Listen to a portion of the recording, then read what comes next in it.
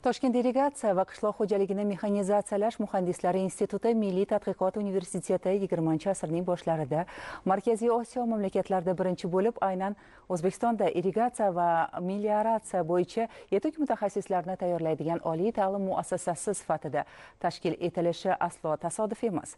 O'tgan davr mobaynida ushbu ta'lim dargohi mintaqamizda agrar sohani salohiyatli, raqobatbardosh kadrlar bilan ta'minlash yo'lida katta hajmdagi ishlarni bajardi. Universitet bugungi kunda dunyoning eng nufuzli xalqaro reytinglarda yuqori o'rinlardan joy olgan. Bugun ushbu ta'lim muassasasi o'zining 90 yillik to'yini nishonlamoqda.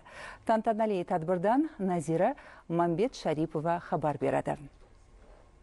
O'zbekiston oliy ta'limini Markaziy Osiyodagi yirik hubga aylantirish prezident qo'ygan ayni shu maqsad mana shunday platformalarda amalga oshirilyapti. Faoliyat boshlaganiga 90 yil to'lgan Toshkent qishloq xo'jaligini mexanizatsiyalash muhandislari instituti aynan davlatimiz rahbari tashabbusi bilan Milliy tadqiqot universitet maqomi berildi va ayni shu yerda bugungi kunga kelib dunyoning eng rivojlangan davlatlari bilan hamkorlik o'rnatilib 16 dan ortiq zamonaviy laboratoriyalar tashkil qilingan. Bu nima uchun ilmiy deyiladi? Chunki bu yerda nafaqat talabalar tayyorlanadi, balki katta ilm fan ham qilyapti. Shuning uchun buni ilmiy tadqiqot universiteti deb atalgan. Prezidentimiz tashabbuslari bilan. O'zi azal bu institut juda nufuzli institut bo'lgan. Afsuski 2000-yillarga kelib faqat bu yer emas, umuman boshqa universitetlarda ham, oliy ta'limda ancha orqaga chekinish bo'ldi. Prezidentimiz hurmatli Shavkat Miromonovich 2016-yilda barcha akademiklarni, oliy ta'lim muassasasi rektorlarini yig'ib, ilm fanimizni oliy ta'limimizni saqlab qolish uchun, ko'tarish uchun nimalar qilishimiz kerak degan masalani o'rtaga qo'ydilar. Xususan mana bugungi o'zini yubileyini o'tkazayotgan institut ham shundan keyin tubdan demak o'zgardi. Bu yerda ilmiy markazlar ochilgan, fanga, ta'limga e'tiborligi ancha kuchayganini mana shu institut misolida juda yaqqol ko'rsatishimiz mumkin. Bunga kelib ushbu universitet muloqot, tajriba almashinuvi va katta ilmiy ishlanmalar maskaniga aylangan. U mintaqadagi yetakchi oliy ta'lim muassasalari safiga kirmoqda. Zamonaviy va ilg'or oliygohlar soni O'zbekistonda ko'payib borayotganini kuzatish ayniqsa xursand qiladi. Buyuk Britaniya kengashi ta'lim, ingliz tili, san'at va madaniyat sohalarida faoliyat olib boradi. Biz oliy ta'lim, fan va innovatsiyalar vazirligi bilan yaqin hamkorlikda ishlayapmiz. Asosiy e'tibor ta'lim sifati va samaradorligini oshirishga qaratilgan. Shu bilan birga imkoniyati cheklangan shaxslar, xotin-qizlar va ijtimoiy himoyaga muhtoj aholi qatlamlari uchun oliy ta'limga kirish imkoniyatlarini kengaytirish ustida ham jiddiy ishlayapmiz. Quvonarlisi, O'zbekiston davlat siyosatida aynan shu yo'nalishlar ustuvor o'rin tutayapti.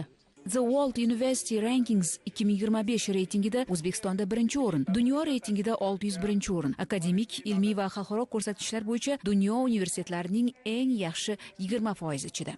Konferensiyada 20 dan ortiq davlat vakillari, 100 nafardan ziyod xalqaro olimlar, diplomatlar, nufuzli mukofotlar sovrindorlari ishtirok etdi. Mutaxassislar fikriga ko'ra, bugun universitet shunchaki muhandislar tayyorlaydigan maskan emas, bu yangi texnologiyalar markazidir. Qishloq xo'jaligini raqamlashtirishdan tortib, sun'iy intellektgacha, mexatronikadan to kosmik yechimlargacha, xalqaro hamkorlik haqida ham alohida to'xtalib o'tildi. Bu yerda Amerika Qo'shma Shtatlari va Niderlandiya universitetlari bilan qo'shma diplom dasturlari joriy etilgan.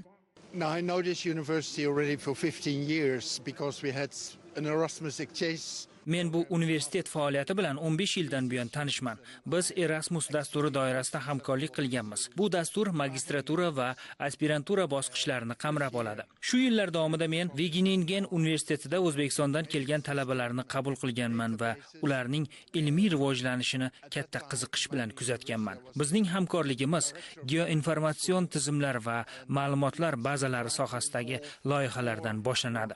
Qozog'istonda filial ochilgan, Qirg'izistonda ham ochish rejalashtirilmoqda. O'zbekiston Respublikasi prezidenti tomonidan butun mamlakat bo'ylab ta'lim va ilm fanning rivojlanishiga katta e'tibor qaratilmoqda. Bugun biz ko'rib guvohi bo'lib turibmiz, chunki biz juda ham yaqin hamkorlikdamiz. Qozog'iston Milliy agriy tadqiqot universiteti va Toshkent irrigatsiya va qishloq xo'jaligini mexanizatsiyalash muhandislarini tayyorlash Milliy tadqiqot universitetining filiali Qozog'istonda ochildi. Ta'lim 3 darajada olib boriladi: bakalavriat, magistratura va doktorantura. Biz bundan faxrlanamiz va kelajakda ham birgalikda rivojlanishimiz va qo'shma tadqiqotlar o'tkazishimizga ishonamiz. Shuningdek, 9 ta ta'lim dasturi dasturi xalqaro akkreditatsiyadan o'tgan, yana 3 tasi ko'rib chiqilmoqda.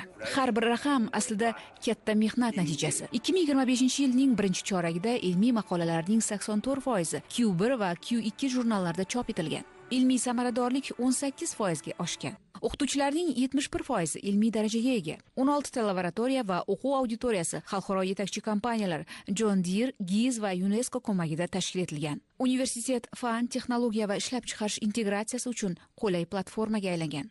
Еще 6 лет назад количество узбекских вузов в наших рейтингах 6 yil oldin bizning reytingimizda o'zbek oliy ta'lim muassasalari bo'lmagan. Endi esa ularning soni 23 tani tashkil qilyapti. Bu esa o'tgan 6 yilda milliy oliy ta'lim sohasida katta ijobiy ishlar qilinganini ko'rsatadi albatta.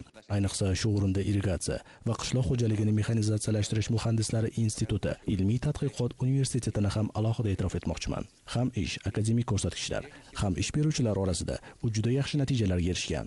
Bu yerda aynan innovatsiya, ochiqlik va bilimning amaliyotdagi qiymati bosh mezon sifatida belgilanganligi dunyo olimlari, professorlari va tadqiqotchilarni ushbu markaz eng qiziqarli innovatsion maydonlardan biri sifatida jalb etmoqda.